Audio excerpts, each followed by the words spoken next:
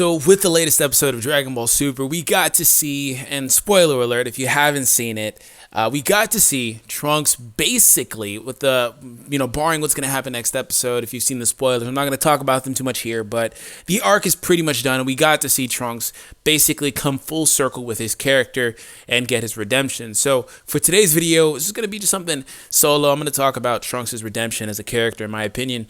Now, if you look at Trunks, man, you say, okay, well, Trunks is a fan favorite character. He's always been a really cool character. As a matter of fact, I'll link in the video in the description a video that I did a while ago in my Dragon Ball Insight series that I'm going to be bringing back soon, where I talk about why Trunks is such a popular fan favorite of a character. And that'll also be like on the end screen, last 15 seconds or so of this video, so it'll be right on your screen anyway. But, Trunks has always been a fan favorite character. When you look at him, you say, okay, well, what more can you really do for this character? He's got the looks, he's got the design, he's Vegeta's son, he's rich because he's Bulma's, son as well. He has everything, But when you take a look at future Trunks, which is who we're specifically talking about, this guy has had such a tormented life, Everything has gone horrible for him. And I was on like a Skype call with Dino and Geekdom, and we were joking about this. I was like, man, Trunks has the worst possible life in the history of lives. And I'm like, I'm actually legitimately serious because it's kind of just one thing after another for this guy. And it was just really nice to see him sort of get his redemption because, back in the Cell Saga, right? He did go back into the past and train and stuff like that, and then come back to the future and then free his future of the androids and Cell afterwards a couple years later, I believe. But it doesn't really have the same significance as him doing it against Zamasu. So what I mean by this is you look at it and you say, okay, well, Zamasu is a character that tormented the future, flat out killed your mother. You saw him kill your mother, which is a Black, of course, but Black is Zamasu, so nonetheless, it's still Zamasu. He kills your mother. You go back to the past. You go to get help. You guys lose. You escape. You lose. You escape. They do this rigmarole where they go back and forth 2 or 3 times, and I'm like, when is this going to end? And then you even see the ultimate fusion there in Vegito, and Vegito basically doesn't win. Now, albeit Vegito could have won, but basically, as I said in my reaction video a couple days ago, / review, they sort of kind of overloaded the Potara with their power output and they defused. It's not a good explanation, but that's not the point of this video. Bottom line is that was nothing more than a contrivance to say, okay, well, Trunks is going to be able to come in now because they're going to be, incapacitated, in which they were. Goku and Vegeta were done. After they defused, Zamasu knocked them out the air, they were done. And Trunks shows up in a nick of time, saves their lives, and, he forms this spirit bomb subconsciously, and he absorbs it into himself and his spirit sword. He channeled Yu Yu Hakusho, so on and so forth. He absorbs it into himself and his spirit sword, and he gets a new form. He gets a little bit stronger. He's basically fighting on the behalf of the populace and of Goku and Vegeta at that point. He's taken all of their energy, their power, and he's mixed it with himself, and he's taking on this ultimate being in Zamasu, who is a little bit weakened, of course, but at the same time, this is Trunks in the final battle.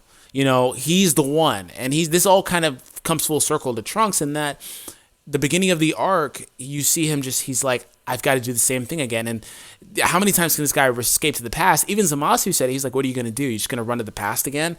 And Trunks is like, no, I don't care what you think of me. I'm going to end this, And I thought that was really, really good for his character. Once again, setting aside the ass pulls of this guy's magnificent power-ups every single second he needs one. He always gets one. Setting that aside, looking at his character just raw, that's really good development for him because it shows him that he can do it because, the next episode is titled Farewell Trunks. I pitched this idea to Geekdom a while ago. We never did it, but I'm just going to kind of just throw this out here in this video too.